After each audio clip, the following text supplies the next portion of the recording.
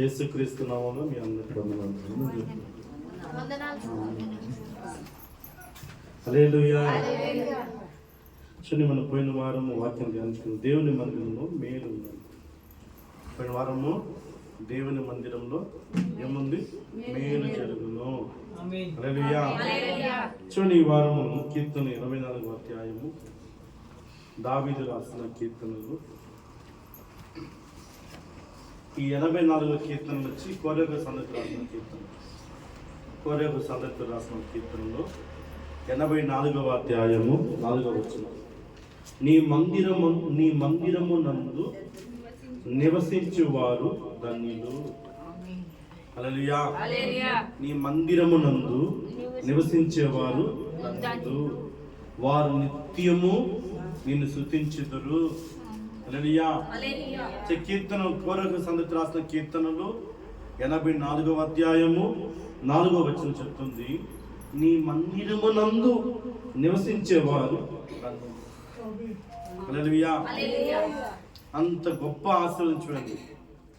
ఆయన మందిర ఆవరణములో, ఆయన మందిరంలో మనం నివసించేవారు ధన్యులు, వారు నిత్యము స్తుతించుదురు. నిత్యం దేవుని స్తుతిస్తారు. హల్లెలూయా. ఎంత భాగ్యం చూడండి. కీర్తన 100వ అధ్యాయము, కీర్తనలు 100వ అధ్యాయము 4వ వచనం చూడండి. మందిరం నివసించేవారు ఏం చేస్తారు? కృతజ్ఞతను చెల్లించు, ఆయన గుమ్మములు ప్రవేశించడి, కీర్తనలు పాడుచు, ఆయన ఆవరణములు ప్రవేశించడి, ఆయన స్తుతించుడి, ఆయన నామమును కనపరచడి. కృతజ్ఞతార్పణ. హల్లెలూయా. సో దేవుని మందిరములో నివసించేవారు ధన్యులు, వారు నిత్యం దేవుని స్తుతించుదురు. కానీ ఇది దేవుని మందిరం నివసించడానికి దేవుడు కొంతమందిని ఏర్పరచుకుంటాడు. అందరూ ఆయన ఆరాధించలేదు, అందరూ ఆయన స్తుతించలేదు. యేసు ప్రభుని అందరూ కూడా ఆరాధించలేదు, కొంతమంది మాత్రం స్తుతిస్తారు. ఆయన ఆరాధించాలంటే ఆయనకి ఆ స్థానం ఇవ్వాలి, వచ్చి కూర్చునే స్థానం ఆయన ఇవ్వాలి. జకరియా 3వ అధ్యాయము 7వ వచనం. జకరియా 3వ అధ్యాయము 3వ అధ్యాయము చూడండి. దాంట్లో 2వ భాగం చెప్తున్నాను, మరియు ఇక్కడ నిలబడే వారికి కలిగినట్లు నా సన్నిధి నిలిచే భాగ్యము నీకు ఇస్తాను. నువ్వు ఆయన సన్నిధిలో ఉండాలి. ఆమేన్. మేలు జరిగిన తర్వాత నీకు మేలు జరిగిన తర్వాత దేవుని సన్నిధికి రావాలి, వాళ్ళు ధన్యులు. ఆమేన్. సో చాలా మంది మేలు జరిగి ఆ మేలు మర్చిపోయి దేవుడు కీడు చేస్తామని కొంతమంది ఉంటారు. హల్లెలూయా. అంటే ఒక రోగానికి వ్యాధిలో వచ్చేదను, దెయ్యం బట్టి వచ్చాను, బాగా అయిపోతే దేవుని కాదు చెప్తారు. హల్లెలూయా. చూడండి, ఇక్కడ చెప్తున్నాడు, నా సన్నిధిని నిలిచే భాగ్యం నీకు ఇస్తాను. ఆయనకి ఆ భాగ్యం ఇవ్వాలి. ఇది నేను ఇచ్చే భాగ్యం కాదు, నువ్వు ఏర్పరచుకున్న భాగ్యం కాదు, దేవుడు నీకు ఇచ్చే భాగ్యం. ఆమేన్. హల్లెలూయా. ఈ మందిరంలో మనం కూర్చోవాలన్నా, ఈ మందిరం మనం పాట పాడాలన్నా, ఈ మందిరం మనం ఆరాధించాలన్నా, ఈ మందిరం ఆయన కానుకలు చెల్లించాలన్నా, ఈ మందిరం దశమం చెల్లించాలన్నా ఆయనకి ఇచ్చే భాగ్యం అది. ఆమేన్. హల్లెలూయా. ధన్యులు, భాగ్యం. చూసినంత ఉంది దేవుని మందిరంలో. హల్లెలూయా. ఎందుకంటే మేలు చెరుగును. చూడండి, ఆయన సన్నిధిలో, ఆయన మందిరంలో నిలిచే భాగ్యం ఇచ్చినప్పుడు మందిరంలో ఎవరుంటారు? నిర్గమకాండము 25వ అధ్యాయము 8వ వచనం. ఆయన అంటూ గొప్ప మాట చెప్తున్నాడు, ప్రభు అక్కడ, నేను మీ మధ్యలో దిగి వస్తాను.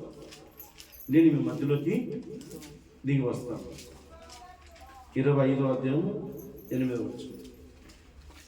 నిర్గమకాండము. చూడండి ప్రియులారా, నేను వారిలో నివసించినట్లు ఏమంట? నేను వారిని నివసించినట్లు వారు నాకు పరిశుద్ధ స్థలము నిర్మింపవలెను. హల్లెలూయా. మందిరం దేవుడు కట్టేది, మందిరం దేవుడు కట్టేది, మందిరం మనం కట్టాలి. మనం మందిరం కడితే ప్రభు అందులోకి వస్తాడు. హల్లెలూయా, హల్లెలూయా. ఏమంటున్నాడు? నేను వారి మధ్యలోకి మీరు నిలుచుకున్న తర్వాత ఆయన మందిరం మీరు ఆయన మందిరంలో ఆయన శరీరం నిలుచుకున్న భాగ్యానికి ఇచ్చిన తర్వాత, ఆయన ఆరాధించినప్పుడు, నీవు ఆయన స్తుతించినప్పుడు, ఆయన మహిమపరిచినప్పుడు, ఆ సర్వశక్తుల దేవుడు ఆకాశం భూమిని కలచేసిన ఆ గొప్ప తండ్రి, ఆ గొప్ప దేవుడు, ఆ యేసయ్య మన మధ్యలోకి దిగి వస్తాడు. హల్లెలూయా, హల్లెలూయా. ఏమంటే నేను వారిలోకి నివసించినట్లు, వారిలో నేను నివసించినట్లు, అందుకు మధ్యలోకి రావాలి.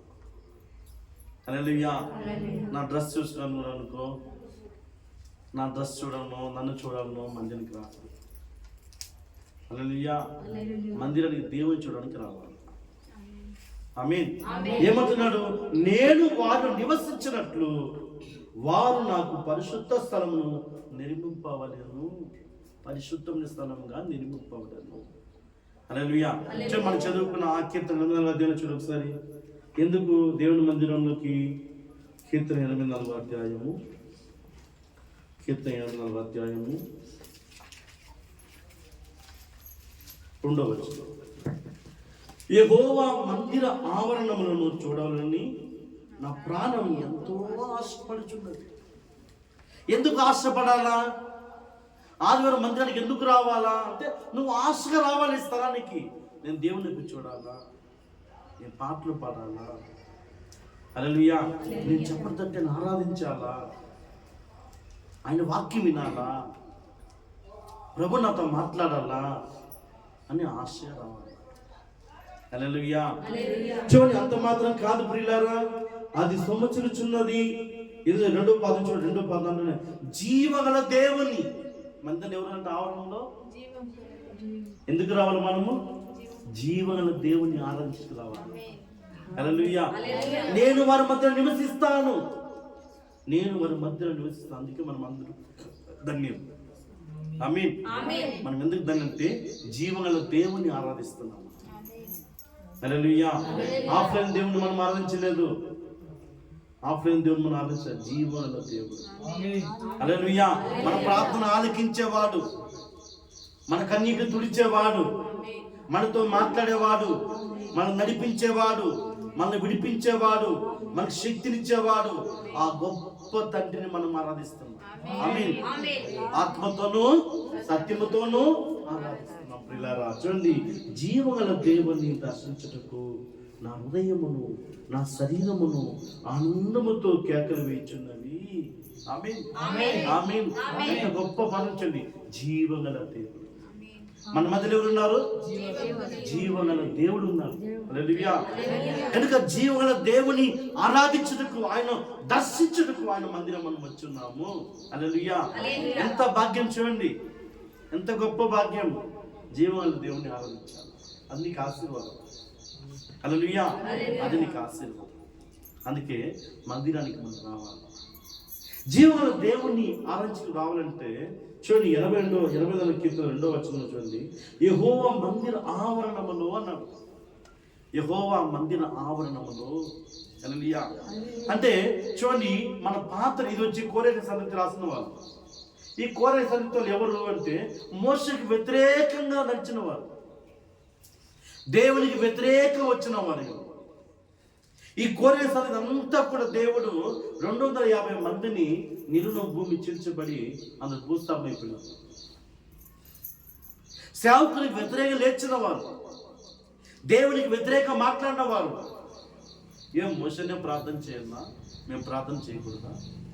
మోషనే మందిరంలోకి పని చేయాలన్నా మేము పని చేయకూడదా? అహరోనే యాజకులు చేయాలన్నా మేము చేసే యాజకులు చేయకూడదా? అట్లాంటి కోరే సంగతిలో రాసిన కీర్తనలు వాళ్ళు రాసిన కీర్తన 84వ కీర్తనలో ఏమంటున్నాడు? జీవగల దేవుని దర్శించుటకు, హల్లెలూయా, జీవగల దేవుని దర్శించుటకు నా హృదయమును నా శరీరమును ఆనందముతో కేకలు వేయుచున్నది. హల్లెలూయా. మేలు పొందుకున్నవారు, మేలు అనుభవించిన వారు దేవుని మందిరములో మనం ఎప్పుడు కూడా ఆయన ఆరాధిస్తూ వారుగా ఉండాలి. ఆమేన్. ఆరాధించేవారుగా మనం ఉండాలి. హల్లెలూయా, హల్లెలూయా, హల్లెలూయా. దేవునికి స్తోత్రం. చూడండి, నాలుగు నీ మందిరమునందు నివసించేవారు ధన్యులు, వారే ధన్యులు. జీవగల దేవుని ఆరాధించి వచ్చిన వారంతా ధన్యులు. మీరంతా ధన్యులే, మీరంతా ధన్యులే. హల్లెలూయా.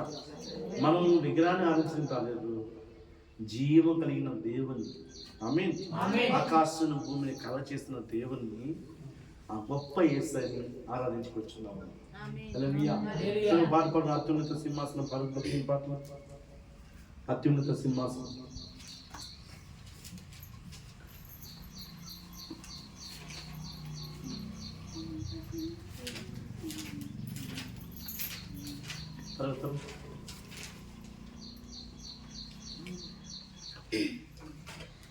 అత్యున్నత సింహాసనముపై ఆసీనుడా, దేవదూతలు ఆరాధించు పరిశుద్ధుడా, యేసయ్యా నిలువెల్లా నిండియున్నావు. నా మనసారా నీ సన్నిధిలో సాగిలపడి నమస్కారము చేసేదా. గట్టిగా దేవుని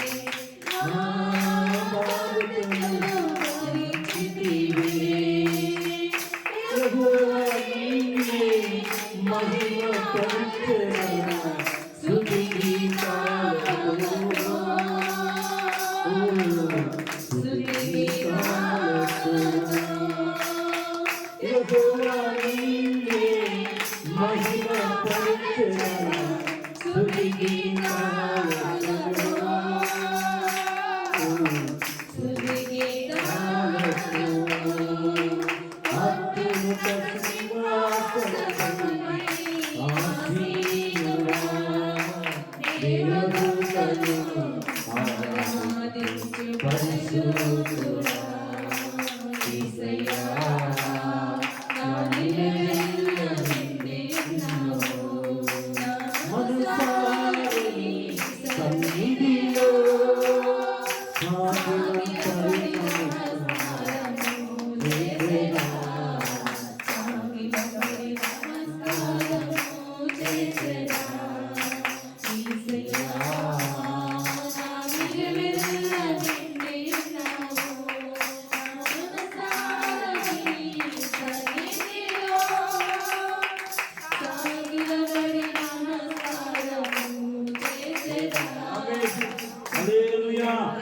హల్లెలూయా హల్లెలూయా. చూడండి, మందిరమునందు నివసించేవారు ధన్యులు, వారు నిత్యము నిన్ను స్తుతించెదరు. ఎప్పుడు స్తుతిస్తూనే ఉండాలి దేవుని. ఆమేన్. దేవుని మందిరంలో ఉన్నవారు, మేలు జరిగిన వారు ఎప్పుడు స్తోత్రంతో ఆయన స్తుతిస్తూ ఉన్నారు. హల్లెలూయా. మేలు చేసేవాడు ఆయన. ఆమేన్. ఆయన సన్నిధానంలో నిన్ను నిలబెట్టే భాగ్యం నీకు ఇచ్చాడు ఆయన. హల్లెలూయా. నిలబెట్టాడు ఆయన సన్నిధానం, నిలబెట్టినాడు ఆయన సన్నిధానంలో. ఆయన సన్నిధానం నాటబడిన వారు మనము ఎప్పుడు కూడా దేవుని స్తుతిస్తూ ఉండాలి. హల్లెలూయా. మందిరంలో ఉన్న బలం అది. ఆమేన్. మందిరంలో ఉన్న శక్తి అది. హల్లెలూయా.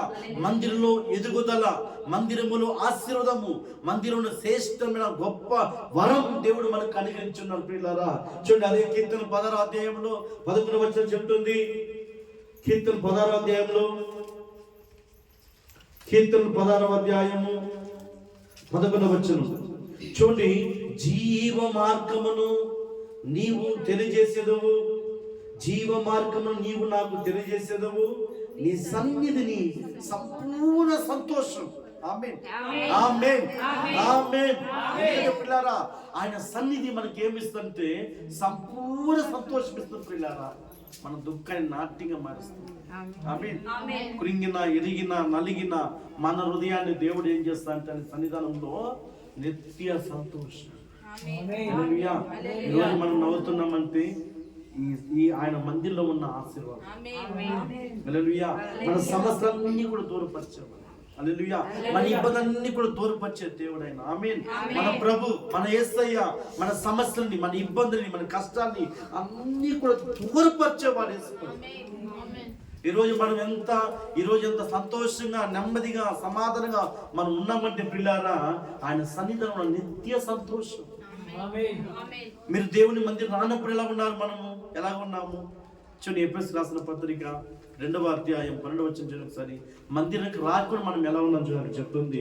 దేవుడి కాని బట్టి దేవుడిగా పూజించి మనము ఎలా ఉన్నాం చూడండి ఒకసారి. ఎఫెసీయులకు చెప్తున్నాడు. ఎఫెసీయులకు రాసిన పత్రిక 2వ అధ్యాయము 12వ వచనం. ఆ కాలం ముందు, ఏ కాలము? మన గడిచిన కాలం, దేవుని తెలియని కాలము, ప్రభు తెలియలేనప్పుడు, మనము ప్రభువుకు రానప్పుడు, ఆ మందిరానికి రానప్పుడు మనం ఎలా ఉన్నామంటే చూడండి. ఇశ్రాయేలు సహపౌరులు కాక పరదేశులను, వాగ్దాన నిబంధన లేని పరజనులను, నిరీక్ష లేని వారును, లోకమందు దేవుడు లేని వారే ఉండి క్రీస్తునకు దూరస్తులై ఉంటేని మీరు జ్ఞాపకం చేసుకోనండి. అయినను మునుపు దూరస్తులైన మీరు ఇప్పుడు క్రీస్తు యేసునందు క్రీస్తు రక్తం వలన సమీపస్తులై ఉన్నారు. ఆమేన్ ఆమేన్ ఆమేన్. హల్లెలూయా హల్లెలూయా. ఎలా ఉందంట, మనము క్రీస్తు రక్తము వలన దూరమున్న మనమని, లోకంలో ఉన్న మనమని, పాపంలో ఉన్న మనమని క్రీస్తు రక్తము వలన సమీపస్తులై ఉన్నారని మన ఎఫెసీయుల పత్రిక చెప్తుంది. పిల్లారా, దేవుని మందిరంలో మన ఎలా దేవుని లేని వాటి దేవునిగా ఉండి మన మందిర ఆవరణకు వచ్చిన తర్వాత, ఆయన ప్రసన్నత ఉన్న తర్వాత, ఆయన ఆరాధించిన తర్వాత, ఆయన నిలుచుకున్న భాగ్యం ఇచ్చిన తర్వాత, మేలు అనుభవించిన తర్వాత పిల్లారా, నిత్య సంతోషం, నిత్య సమాధానం దేవుడు మనకు కలగ చేశాను. ఆమేన్ ఆమేన్ ఆమేన్. హల్లెలూయా. చిన్న సాక్షి చెప్తున్నాను. గురువారము మోల్డింగ్ వేస్తున్నాం చర్చికి పలనేరులో. నాగా రూపాయలు లేదు డబ్బు. ఆ మోల్డింగ్ ఎస్టిమేషన్ మొత్తం 1,40,000 మొత్తం ఉన్న డబ్బా అంతా అది కమ్మీలకి కొనేసాం. సిమెంట్ తీసుకున్నారంటే ఇప్పుడు మనకి 20,000 ఇవ్వాలి. పొద్దున వచ్చి సిమెంట్ 53 సిమెంట్ తింపి 21,000 మనకి ఇవ్వాలి. మార్నింగ్ వేసాం మనకి 14,000, మనకి ఫుడ్ అన్నీ 16,000, 4,000 అడ్వాన్స్ ఇచ్చిన 10,000 మనకి ఇవ్వాలి. ఎంత అయింది? 21,000 ఒకటి, 10,000 ఒకటి. ఆ సెంట్రింగ్ కొట్టేవాడికి నేను 8,900 ఇవ్వాలి. ఎంత అయింది మొత్తం? ఎంత అయింది? 21,000 ఒకటి, 10,000 ఒకటి, సెంట్రింగ్ కొట్టేవాడికి 8,900, 40.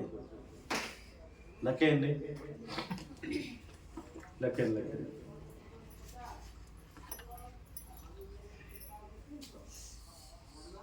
39,100 రూపాయలు తక్కువ. 40,000 100 రూపాయలు తక్కువ. చూడండి, మేస్త్రికి దిగితే 6,000 కూలి 6,000. ఎంత అయింది? 46,000. కమ్మి కట్ట ఆయనకి లేబర్ 6,000 ఇవ్వాలి. ఆయన కూడా ఇవ్వాలి. అందరికి గురువారం సాయంత్రం ఇస్తాము. గురువారం సాయంత్రం అందరికి ఇచ్చేస్తారు 12 రూపాయలు ఇచ్చారు. బుధవారం మధ్యాహ్నం చర్చిలో పోయి వాళ్ళు సెంటింగ్ కొట్టిన కూలీలంతా నాటేస్తున్నారు. ఆ మధ్యలో నిలుచుకొని నేర్చేస్తాను దేవుని దగ్గర. ప్రభా నేను ఏం చేస్తుంది ప్రభా అని. చూడండి, మందిరంలో ఉన్న మేలు గురువారం నన్ను కాపాడింది. పొద్దున 8 గంటలకి నేను నిలుచుకున్నా వచ్చి సిమెంట్ తీయాలంటే వాడు సిమెంట్ తింపేసి నాకు డబ్బులు పెట్టు అంటున్నాడు. నువ్వు పోరా, ఎప్పుడే ఇస్తాను, పోయి సార్ ఇస్తాను, ఇంకో లోటు తీసుకుని ఇస్తాను అన్నా. నా ఫస్ట్ మీరే పోనీ నాన్న. అలా రోడ్లు నుంచుకుంటూ ఆకాశం అంతా చూస్తూ ఉన్నా. చూస్తే ఏడ్చుకొని ఏడుపు వచ్చేస్తుంది. ఎవరితో మనం సెంచరీగా ఒక మాట అనిపించి నాకు ఇష్టం ఉంది. దేవుడి దగ్గర నేను 10 ఏళ్ళు అయింది. ఒకరు కూడా వచ్చి నువ్వు నాకు అప్పని మా ఇంటికాడ వచ్చాను ఇవ్వలేదు. పాస్ట్ నాకు డబ్బులు ఇవ్వాలని ఒకరిలో రాడు. అప్పు చేయను, ఉన్నదే తింటాను. అప్పు చేయను. హల్లెలూయా. చూడండి, అట్లా ఏడ్చుకుని కొంచెం తర్వాత 20,000 టక్కున అకౌంట్లో పడింది. నా దేవుడు ఎలాంటి వాడంటే ఆయన మందిరంలో కుంగిపోయిన వారిని బలపరిచారు. నా ఎక్స్పీరియన్స్ చెప్తున్నా. నేను ఎప్పుడు కుమిలిపోతానో అలా బలపరుస్తాను. ఎప్పుడు ఏడుస్తానో ధైర్యపరుస్తాను. ఎప్పుడు కూడా నా దేవుడు ఒకరికి చేయి చాపదని నన్ను పెట్టలేదు. ఒకరికి చేయి చాపలేదు. పలంలో పోయి ఎవరైనా చేయి చాపనే లేదు. మనకు తిండి లేదు, బట్టలు లేదు.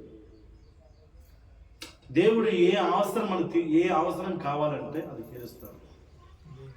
అది మందిరంలో ఉన్న ఆశీర్వాదం. ఆమేన్. ఈ ప్రభు ఎవరు అంటే మందిరంలో నీకు మేలు చేశారు. చాలా మంది తెలియదు మందిరంలోకి వస్తే ఏమవుతుంది. వస్తాను చేపలు తట్టి అరయిస్తాం. హల్లెలూయా. నీకు నిలుచుకునే భాగ్యం దేవుడు ఇచ్చాడంటే అది గొప్ప వరం. అందరూ రారు. అందరూ రత్నమ్మల ఆయన వస్తాడు. ఇక్కడికి రత్నమ్మ ఆయన వస్తాడు. ఇక్కడికి ఎప్పుడో ప్రత్యక్ష విజిట్ చేస్తారు. ఎలా ఉంది చర్చి, మందిరం ఎలా ఉందని విజిట్ చేస్తారు. కానీ నిలుచుకునే భాగ్యం దేవుడు ఇవ్వలేదు. హల్లెలూయా. మరి మీరు అందరూ వస్తున్నారు, వెంకటాపురం ఆయన కూడా వస్తారంటే ఆయన నిలుచుకునే భాగ్యం దేవుడు ఇచ్చారు. వచ్చి కూర్చుని వాక్యం నేర్చుకోవాలా. ఎందుకంటే ఇక్కడ దీవెన ఉంది, నీకు ఆశీర్వాదం ఉంది, శ్రేష్టమైన నిత్య సంతోషం.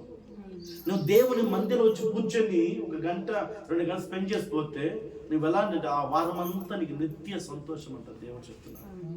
ఆమేన్. నా సన్నిధానములో కీర్తన 16:11 నా సన్నిధానములో వారికి నిత్య సంతోషం కలుగును. ఆమేన్. నిత్య సంతోషం. నీకు బయట ఎక్కడ సంతోషం ఉందా? దొరుకుతుంది ఎక్కడన్నా? నిత్య సంతోషం దొరుకుతుందా? మందిరంలో మాత్రమే ఉంది. హల్లెలూయా. మందిరంలో మాత్రమే ఉంది. హల్లెలూయా. నీ బయట దొరకదు. మనం ఒకప్పుడు దూరంగా ఉన్నాం. దేవుడు తెలియక, దేవుడు ఎవరో తెలియదు. దూరస్తులున్న మనని యేసు ప్రభు ఏం చేశాడు? రక్తం దగ్గర కడిగి సమీపిస్తుగా చేశాడు. మన దగ్గరికి, తండ్రి దగ్గరికి చేర్చాడు యేసు ప్రభు. ఆమేన్. హల్లెలూయా. ఎంత భాగ్యం! నీకు నిలుచుకునే భాగ్యం ఇచ్చాడు. నీకు మందిరం ఆరాధించే భాగ్యం ఇచ్చాడు. ఆయన స్తోత్రించిన భాగ్యం ఇచ్చాడు. వాక్యం వినే భాగ్యం ఇచ్చాడు. ఎంత శ్రేష్టము, ఎంత శ్రేష్టం. ఆమేన్. దేవునికి స్తోత్రం. హల్లెలూయా. మందిరంలో ఏమున్నది? మందిరానికి ఎందుకు రావాలి అంటే, రెండోది, మందిరానికి వస్తే నీకు దాచబడిన మేలు జరుగుతుంది. కీర్తన 31:19. కీర్తనలు, నిత్య సంతోషము నీకు నిలుచుకునే భాగ్యం. బంధం చూడండి, ఆయన మందిర ఆవరణ నివసించేవారు ధన్యులు, వారు నిత్యము స్తుతించదు. రెండో మాట, మందిరం వారు ఎప్పుడు స్తుతిస్తూ ఉంటారు. హల్లెలూయా. స్తుతించండి. ఆయన ఎప్పుడు మనం స్తుతిస్తామో మన మధ్యలోకి దేవుడు దిగి వస్తాడు. అది ఎవరంటే జీవగలన్న దేవుడు. ఆమేన్. ఆ జీవన దేవుడు మనకి ఏం చేస్తాడంటే నిలుచుకునే భాగ్యం ఇచ్చాడు. హల్లెలూయా. నిలుచుకున్న భాగ్యం వచ్చిన తర్వాత మన దుఃఖం అంతా సంతోషం అయిపోయింది, మన సమస్యలన్నీ కూడా పోయింది, మన వ్యాధులన్నీ పోయింది. దేవుడు మనకి ఏమి ఇచ్చాడంటే నెమ్మది ఇచ్చాడు, భయం పోయింది, ధైర్యం ఇచ్చాడు, రోగం పోయింది, స్వస్థత కలిగించాడు. మందిరం హల్లెలూయా. కూర్చున్నా చూసినావా ఈ స్థలంలో, అదే నీకు ఆశీర్వాదం. హల్లెలూయా. మనకి ఏది ఆశీర్వాదము? మనం వచ్చి కూర్చుని పోతాం కదా, అదే మనకు ఆశీర్వాదం, దీవెన. మూడో చూడండి, కీర్తన 31 అధ్యాయం చూస్తే ప్రియులారా, దేవుడు కీర్తన 31 అధ్యాయము 19వ వచనం చూస్తే, ఆయన నీకు ఆయన మందిరములో దాచబడిన మేలు, నీకు సంతోషాన్ని ఇచ్చి, నీకు నెమ్మది ఇచ్చి, నీకు సమాధానం ఇచ్చి, నీకు దాచబడిన మేలు దొరుకుతుందంట. హల్లెలూయా. ఏ మేలు?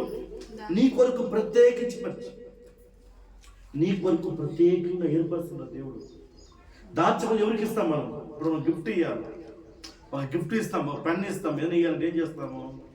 దాన్ని దాచి తెలియక ఇస్తాం, దానికి ఇస్తాం. హల్లెలూయా.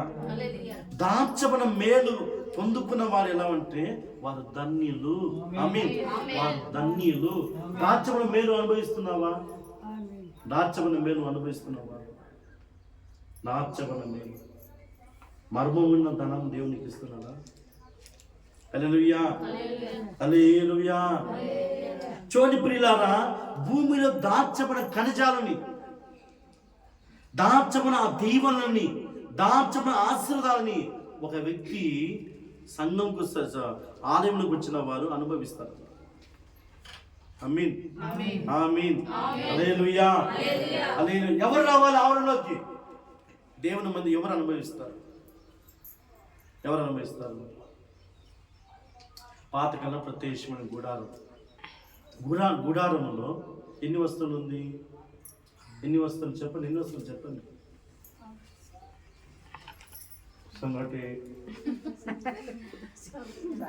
చెప్పండి, ఎన్ని ఉంది? ప్రత్యేక గుడారములో ఎన్ని వస్తువులు ఉంది? ఎన్ని భాగాలు విభజించబడ్డాయి? 3 భాగాలు విభజించబడ్డాయి. మొదటి భాగం ప్రాకారం, రెండో భాగం పరిశుద్ధం, మూడో భాగం అతి పరిశుద్ధము. హల్లెలూయా. అందుకే నీ మందిర ఆవరణములో చూడాలని, నీ మందిర ఆవరణలోకి రావాలంటే ఆశ కలిగి రావాలి. నువ్వు ఆశ కలిగి వస్తే దేవుడు నిన్ను దీవిస్తాడు. హల్లెలూయా. పోతా అమ్మా, పోతా. టమాటా వేసేసాను, నేరేడు పని వేసేసాను, తోటలో పని ఉంది, ఇది పెన్ను ఉంది. చాలా నేను లత గురించి ఒక మాట చెప్తాను మీకు. లత పడమేరులో వాళ్ళ బంధువులు చనిపోయినా సరే చర్చి చూసుకునే పోతుంది. ఆ అమ్మాయి తర్వాత నాకు ఇష్టం చాలా. ఓ ఫంక్షన్ పోనా సరే, అది ఎంత ఫంక్షన్ కానీ అది అయిపోయింది, చర్చి చూసుకునే పోతుంది. చర్చి చూసుకునే పోతుంది. ఫస్ట్ ఇది, నెక్స్ట్ అది. హల్లెలూయా. అది ఒక ప్రతిష్ట, చాలా ఆశీర్వాదకరమైంది. నీకు అట్లా ప్రతిష్ట ఉండాలి. నా మొదట దేవుడే. హల్లెలూయా. నాకు ఆదివారం మోల్డింగ్ వేస్తాను, నాకు మోల్డింగ్ వేయద్దు. ఆదివారం మంచి రోజు సార్ అన్నాడు. ఆదివారం మా అమ్మ ఏదో చెప్పాడు, అమ్మ సార్ అమ్మంటే అన్నాడు. మంచి రోజు, అలాంటి రోజే నాకు వద్దాను. ఈ పక్కన వాస్తు ఆడే కట్టరా అన్న, వాస్తు లేని చోటే కట్టు, నా దేవుడు నన్ను దీవిస్తాడు. హల్లెలూయా. ఎందుకంటే ప్రియులారా, దాచబడిన మేలు మనకిస్తాడు దేవుడు. అది అనుభవించడానికే తెలుసు. దాచబడిన మేలు, ఆమేన్. హల్లెలూయా. చూడండి, ప్రత్యక్ష గుడారములో దాచబడిన మేలు అనుభవించాలంటే ప్రియులారా చూడండి, ఈ మూడు భాగంలోకి నువ్వు రావాలి. దేవుడి దగ్గరికి రావాలంటే మొదట దేని దగ్గరికి రావాలా చెప్పండి? 3 భాగాలు: ప్రాకారము, పరిశుద్ధం, అతి పరిశుద్ధం. అతి పరిశుద్ధంలో దేవుడు ఉన్నాడు. అతి పరిశుద్ధ దేవుడికి ధూపర్తి పెట్టాలి, సాంబ్రాణి ధూపర్తి పెట్టాలి. అంటే మొదట ఏ వస్తువుని ఏ వస్తువు రావాలి మొదట? అది 3 భాగాలు ప్రాకారంలో. మొదట 6 వస్తువులు ఏమి? మొదటిది బలిపీఠము. హల్లెలూయా. ఏముంది? బలిపీఠము. నీ బలి సమర్పిస్తేనే గంగాధరికి వస్తావు. నీ పాపాన్ని ఒప్పుకొని బలి సమర్పిస్తానే నువ్వు గంగాధరికి వస్తావు. గంగాధర్ కలగబడితేనే పరిశుద్ధ స్థానానికి వస్తావు. హల్లెలూయా, హల్లెలూయా. మరి బలి సమర్పించే చోట నువ్వు బలిని సమర్పించకపోతే, నీ పాపాన్ని ఒప్పుకోలేకపోతే నువ్వు లోపలికి ఎట్లా వస్తావు? ఆలోచించి ఎట్లా వస్తావు? నీ బలి సమర్పించాలి. ఓ ఎద్దునో, కోరినో, పావురనో, గొర్రెనో బలి సమర్పించాలి. ఎట్లా తీసుకొస్తావు? హల్లెలూయా.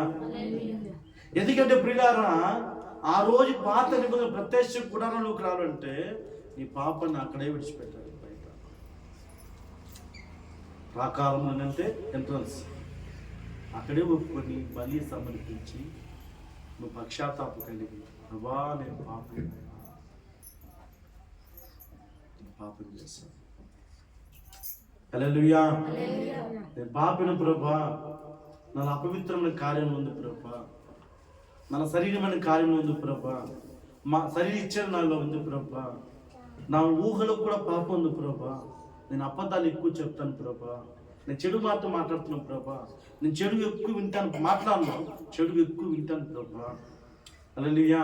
ఇవన్నీ బయట విడిచిపెట్టి బలి సమర్పించిన తర్వాత వస్తే నీకు 2 ఆప్షన్ ఏమొస్తుందంటే, నీ పాపాన్ని కడుక్కోవడానికి ఆయన నీళ్ళు ఇస్తాడు. ఆమేన్. పాపం కడుక్కున్న తర్వాత ఏమిస్తా అంటే, పరిశుద్ధులు ఏముంది?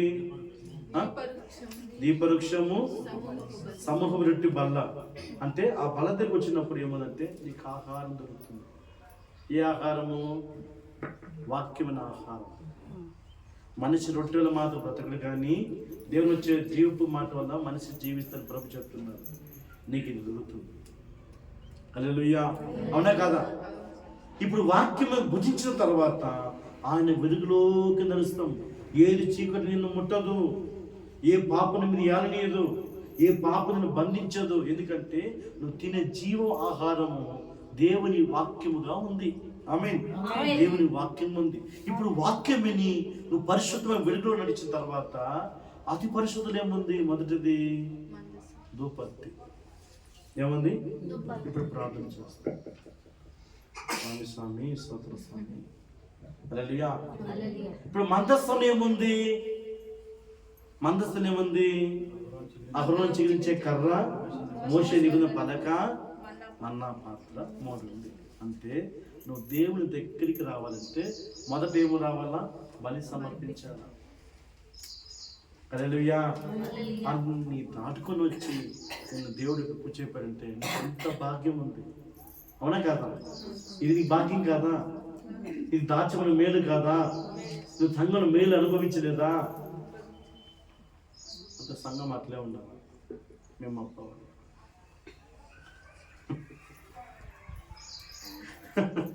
హల్లెలూయా, హల్లెలూయా. కనుక ప్రియులారా చూడండి, దేవుని మందిరంలో మన మధ్యలో ఎవరున్నారంటే ప్రభు ఉన్నారు. దేవుడు ఎక్కడ ఉన్న చోట దయ్యాలు పారిపోతుంది, రోగాలు పారిపోతుంది. హల్లెలూయా. ఏం కారణం అంటే మన మధ్యలో ప్రభు దిగి వస్తున్నాడు. హల్లెలూయా. ప్రభు వస్తే చూడండి 36:8 కీర్తన 36:8. నీ మందిరము యొక్క సమృద్ధి వలన వారు సంతృప్తి నొందుదురు.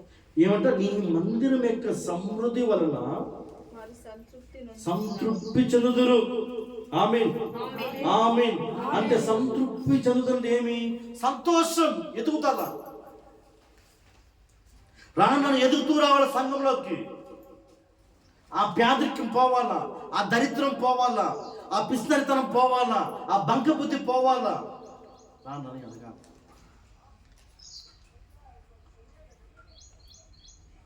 ఫస్ట్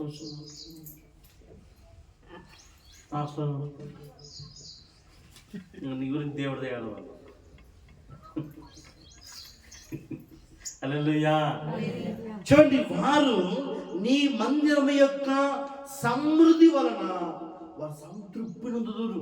సంతృప్తి, ఎప్పుడు సంతోషం. హల్లెలూయా. ఎందుకంటే నీ నష్టం నీ వాకిట్లో రాదు, వ్యాధి నీ వాకిట్లో రాదు, దుష్ట శక్తి నీ వాకిట్లో రాదు. నీకు విరోధ రూపంలో ఎవరు వర్తిల్లరు. నీకు విరోధ రూపంలో ఏ ఆయుధం కూడా నీకు వర్తిల్లదు. కారణం ఏమంటే ఆయన సన్నిధి, ఆయన మందిరం. ఆమేన్, ఆమేన్, హల్లెలూయా. ఎన్నోసార్లు సైతాన్ని సంపాదించుకుంది రోజు లాస్ట్ ఎన్నోసార్లు సైతాన్ని సంపాదన ప్లాన్ చేస్తుంది. హల్లెలూయా. నా పక్షం దేవుడు. హల్లెలూయా. వచ్చే స్పీడ్లో వచ్చేప్పుడు వైపు స్లోగా పోతా, వచ్చేప్పుడు స్పీడ్గా వస్తా. ఎన్నోసార్లు నన్ను లేపాలని ప్లాన్ చేసింది సైతాన్ని. హల్లెలూయా. కారణం ఏం తెలిసిన? ఆయన నీ మందిరం యొక్క సమృద్ధి వలన వారు సంతృప్తి నొందుచున్నారు. హల్లెలూయా. చూడండి, నీ ఆనంద ప్రవాహంలోనిది నీవు వారికి త్రాగనిచ్చుచున్నావు. ఇక ఊటనిస్తున్నాడు దేవుడు. ఎప్పుడు దప్పికొనవు. ఆయన నీ దప్పిని తీర్చేవాడు, నీ ఆకలి తీర్చేవాడు, నీకు అన్ని ఇచ్చే దేవుడు ఆయన. ఆమేన్. నీకేమిస్తాడు? నీకు అన్ని ఇచ్చే. నీకు ఆనంద ప్రవాహం వలె నీళ్లు, నీ దేవుని మందిరం నీళ్లు నీకు వస్తుంది. హలో, బాగుందండి. మందిర ప్రవాహం వల్ల నీళ్ళు ఇంటికి వస్తే నీ ఇంట్లో కరువు ఉంటుందా? నీ ఇంట్లో కరువు ఉంటుందా? మందిరం వస్తే ఏం వస్తుందంటే ఇక్కడి నుంచి ఊట నీ ఇంటికి వస్తుంది. హల్లెలూయా. ఇక్కడి నుంచి ఊట నీ ఇంటికి వస్తుంది. నీ ఇంట్లో పొలాలు, నీ పంటలు దీవించబడతాయి. నీ ఇంట్లో కరువు బయటికి పోతుంది, నీ ఇంట్లో వ్యాధి బయటికి పోతుంది. కారణం ఏమంటే నీ మందిర ఆవరణంలో. ఆమేన్. అందుకే నాటపడాలి. దావీదు అంటున్నాడు, ప్రభా నేనైతే దేవుని మందిరంలో పచ్చని ఒలివ చెట్టు. ఎందుకు పచ్చగా ఉన్నాడు అంటే దేవుని మందిరం ఉన్న ఆయన ఆనంద ప్రవాహం నీళ్ళు ప్రవహిస్తుంది బయటికి. ఆమేన్, హల్లెలూయా. నీళ్ళు ప్రవహించే చోటంతా దీవించబడతారు. హల్లెలూయా. అంటే ఒక వ్యక్తి దేవుని మందిరికి వస్తే నీళ్ళు ప్రవహించాలి వాక్యాలు. హల్లెలూయా. హల్లెలూయా. చదవండి కీర్తన 36:8 నీ మందిరం యొక్క సమృద్ధి వలన వారు సంతృప్తి నొందుచున్నారు. నీ ఆనంద ప్రవాహంలోనిది నీవు వారికి తాగించుచున్నావు. అంటే నీళ్ళు తాగిస్తున్నావు. నీకు ఏ నీళ్ళది? ఏ నీళ్ళది? హల్లెలూయా. నువ్వు అంత ఎదగడానికి కారణం అంటే ఈ నీళ్ళే. మీరు అంతగా షైన్ అవుతున్నారంటే, మీరు అభివృద్ధి చెందుతున్నారంటే, నీకు నెమ్మదిగా ఉన్నావంటే, నువ్వు సమాధానం అంటే కారణం అంటే ఆ నీళ్ళే. హల్లెలూయా. ఆ నీళ్ళు ఎక్కడి నుంచి వస్తుంది? యెహెజ్కేలు 47వ అధ్యాయము. యెహెజ్కేలు 47వ అధ్యాయము. చూడండి, ఆ నీళ్ళు ఎక్కడి నుంచి వస్తుంది చూడండి పిల్లారా. ఆ నీళ్ళు ఎక్కడి నుంచి వస్తుంది? యెహెజ్కేలు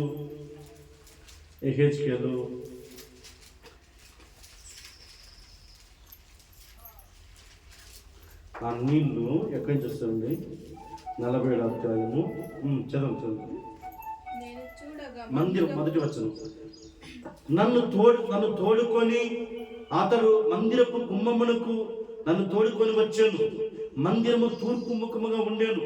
నేను చూడగా మందిరపు గడప కింద నుండి, ఆమె చెప్పండి ఏమంట? మందిరపు గడప కింద నుండి నీళ్లు ఉబికి తూర్పుగా పారుచుండును. ఆమె చెప్పండి. ఎక్కడ ఉంటారు నీళ్లు? బావిలో కాదు, సముద్రంలో కాదు, నదిలో కాదు, మందిరంలో ఉంది. ఆమేన్.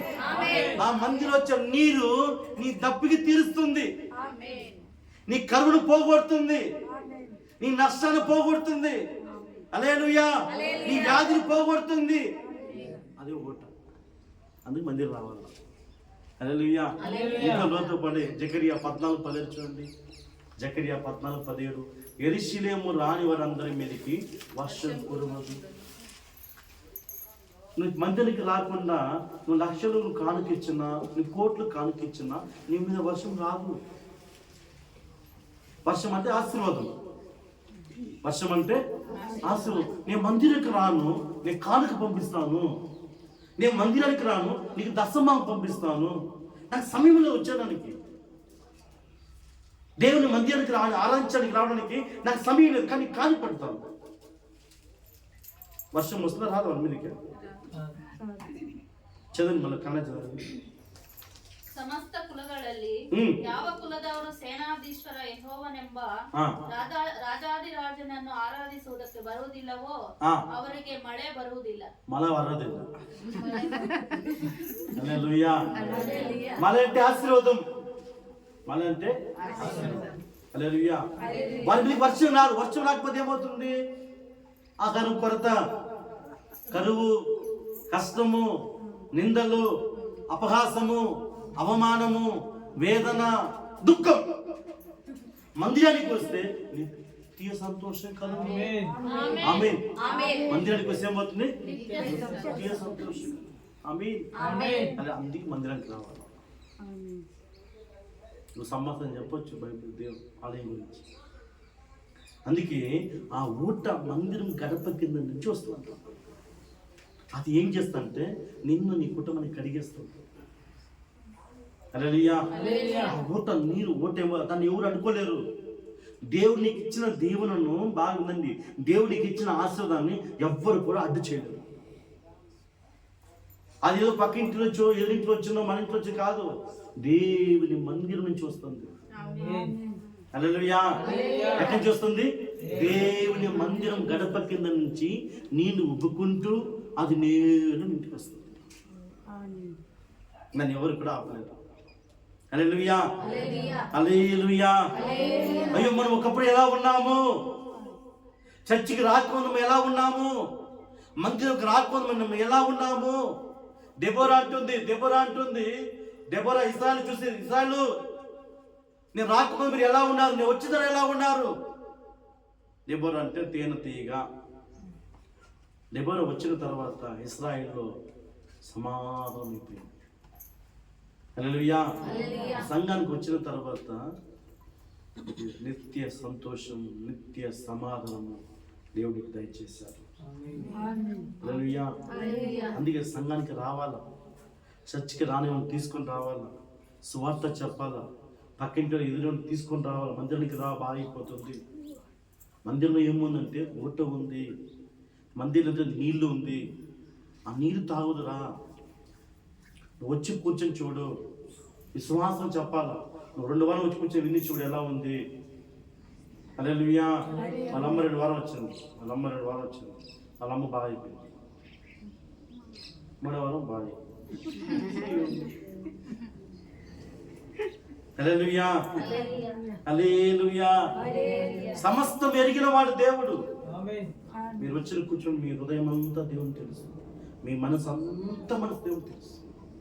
నాతో సహజం, నా మనసు కూడా దేవుడు తెలుసు. ఒకరు నీతిని బోధించి లోపల కుట్రలు పెట్టుకొని, కుతంత్రాలు పెట్టుకొని నేను నీతి మాత్రం బోధించవచ్చు. ఇది కత్తి, 2 పక్కన కత్తి. ఇట్లా వేస్తుంది, ఇట్లా కూడా వేస్తుంది. నన్ను కూడా వేస్తుంది, నిన్ను కూడా వేసేస్తుంది. హల్లెలూయా. దేవుని మాట అది శక్తి. ఆమేన్. కనుక దావీదు పచ్చడి కారణము ఆ ఓటే. హల్లెలూయా.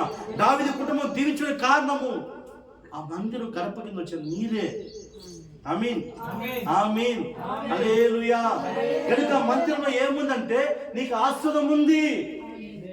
యెరూషలేము అంటే పరిశుద్ధమైన ఆలయానికి ఎవరు రాలేదో వారి మీదకి వర్షం పడదు. అటు వచ్చేది షో చెప్పి దేవుని షోలు. హల్లెలూయా. ఫ్యాషన్ ఇది పెడతా చూసినావా? అట్లా వచ్చేది సంఘానికి విజిట్ చేస్తుంది. దేవుడి విషయంలో నేను చూస్తాను. ఆ కాదు మాకుంటారు కొంతమంది నెలకు వస్తారు వచ్చామంటారు, ఎప్పుడో ముందరకు వస్తారు వచ్చారంటారు. హల్లెలూయా. వారికి రోగం తీరదు, వారి అప్పులు తీరదు, వాళ్ళ బాధ తీరదు, వారి దుఃఖం తీరదు, అట్లే ఉంటారు. ఎందుకంటే మనసు బాగా, అది మట్టి, ఈ మట్టి సాయిల్ బాగాలేకపోతే, మట్టి బాగాలేకపోతే నీళ్ళు రాదు అక్కడికి. మట్టి బాగుంటే నీళ్లు బాగా వస్తాయి. హల్లెలూయా. అది సారం వస్తుంది, విత్తనం వేస్తే మొలుస్తుంది. అవునా కాదా? అవునా కాదా? విత్తనం వేస్తే బండ మీద విత్తనం వేస్తే చెట్టు వస్తుందా? మన హృదయం బండగా ఉంటే చెప్పండి, మీ హృదయం బండగా ఉంటే. అందుకే బలిపీఠం ఉంది కానీ మన హృదయం మట్టిగా చూసుకోవాలి, ఒప్పుకోవాలి. నేను ఒప్పుకోను, నా పాపాలను ఒప్పుకోను, మన దేవుని ఆరాధిస్తాను. నీ ప్రార్థన వినడు, నీ చెప్పడానికి ఆరాధించడు, నువ్వు చెప్పట్లా నువ్వు వినడు, చోటు మూసుకుంటాడు. యెషయాలో ఉన్న మాట, యెషయా 1 చెప్తాడు, నా చెవులు నేను మూసుకుంటాను. హల్లెలూయా. నీ తప్పుని ఒప్పుకొని, నీ పాపను ఒప్పుకుంటే, నువ్వు ఆరాధిస్తే ఆయన ఇంపుగా ఉంటుందంట. ఇంటారు, నువ్వు తగ్గించుకొని దేవుని మందిరంలో మందిరంలో ప్రభుని ఆరాధిస్తే, స్తుతిస్తే ఆయన వింటాడు. ఆమేన్, ఆమేన్. ఈ నాలుగు బూతులతో మాట్లాడి, పండుగ బూతులు మాట్లాడి, కొలాల దగ్గర ఇంట్లో ఆడ చాటికట్ట కొట్టి, భక్త కొట్టి, శాత కొట్టి వచ్చి వీడొచ్చి అత్యున్నత సింహాసనపై ఆసీనుడా తల్లి నానమాలి. హల్లెలూయా, హల్లెలూయా. ఎందుకంటే నువ్వు ప్రాకారంలో ఉండవు, బయటే ఉండవు, నువ్వు సమీపంగా రాలేవు. ఆమేన్. ప్రత్యక్ష గుడారం 6 వస్తువులు ఉంది. ధూపత్తి ఎక్కడుంది? ధూపార్తి ఎక్కడుంది? అతి పరిశుద్ధంలో ఉంది. అతి పరిశుద్ధం ఎక్కడంటే దేవుని మందస్థం పక్కన ఉంది. ఆమేన్. దేవుని పక్కనే ఉందని అర్థం. అంటే ప్రార్థన చేసేవారు ఎక్కడున్నారంటే దేవుని పక్కన ఉన్నారు. హల్లెలూయా. బైబిల్ చదివేవారు ఆలోచించేవారు ఎక్కడున్నారంటే కొంచెం దూరంగా ఉన్నారు. హల్లెలూయా. ప్రార్థన చేసేవారు దేవుని పక్కనే ఉన్నారు. హల్లెలూయా. దేవుని పక్కకు రావాలంటే, నువ్వు దేవుని పక్క రావంటే నీ పాపం ఒప్పుకొని రావాలా, నువ్వు ఒప్పుకోవాలి. హల్లెలూయా. వస్తే దేవుని పక్కకు వస్తావు. హల్లెలూయా. అంటే ప్రాకారం, పరిశుద్ధం, అతి పరిశుద్ధం రావాలా, ఇన్ని దాటుకొని రావాలి, హల్లెలూయా. అన్ని దాటుకొని రావాలంటే అతి కష్టం. అందుకే 7 మెట్లు ఎక్కాలి. హల్లెలూయా. గుర్తుంది 7 మెట్లు? మాకు 3 మెట్లే గుర్తులేదు సార్, 7 మెట్లకి మొన్న తెలియదు. హల్లెలూయా. ఇంటికి పోవడం 3 మెట్లు కావాలా, అవునా కాదా? హల్లెలూయా. ఇంట్లో 3 మెట్లు, 1 మెట్ల?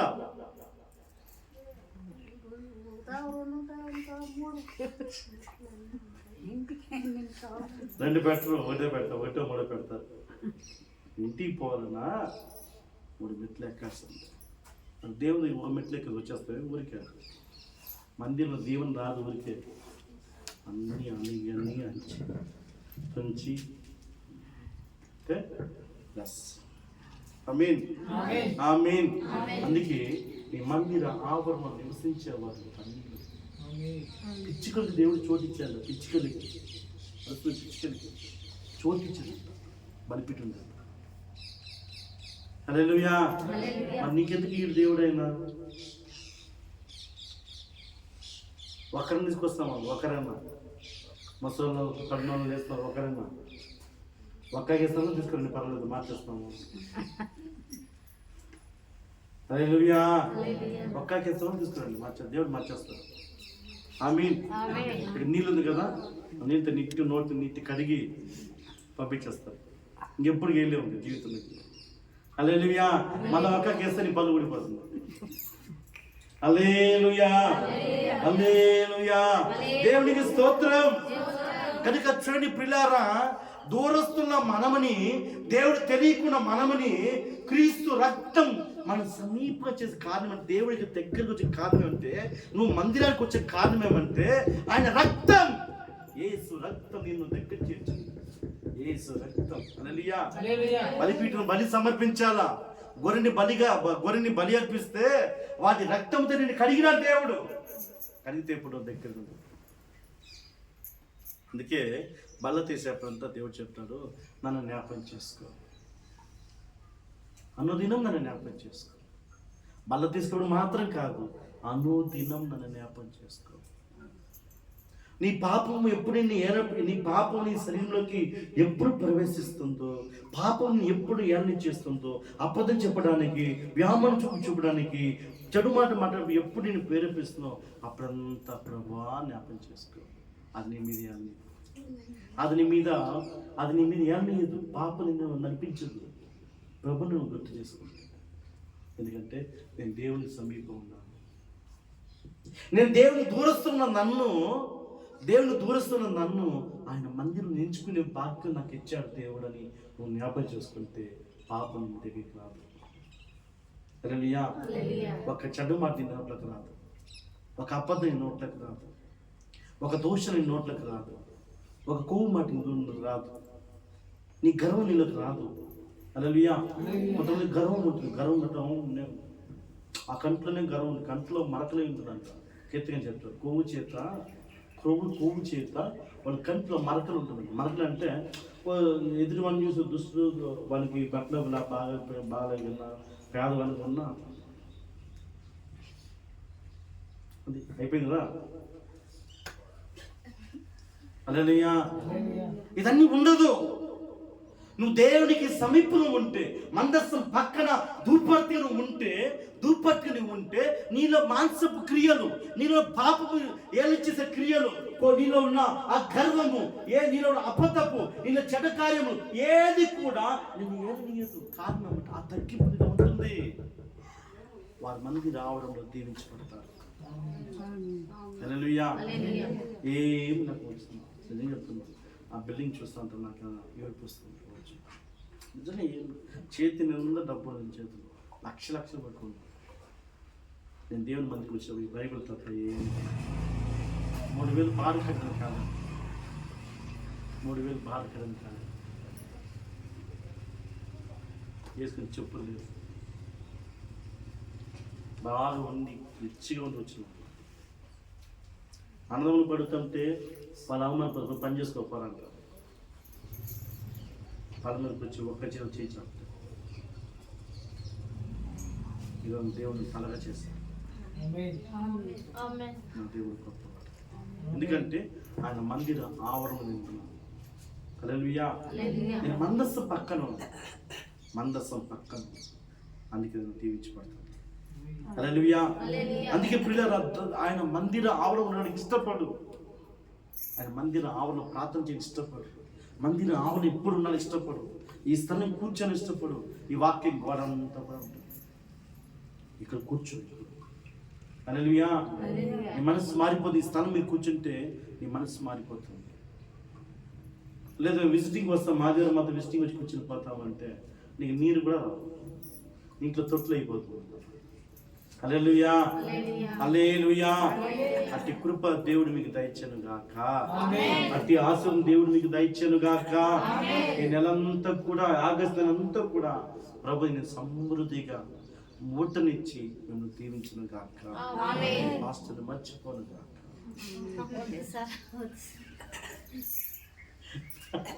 హల్లెలూయా. హల్లెలూయా. దేవుడు మిమ్మల్ని బ్లెస్ చేస్తాడు.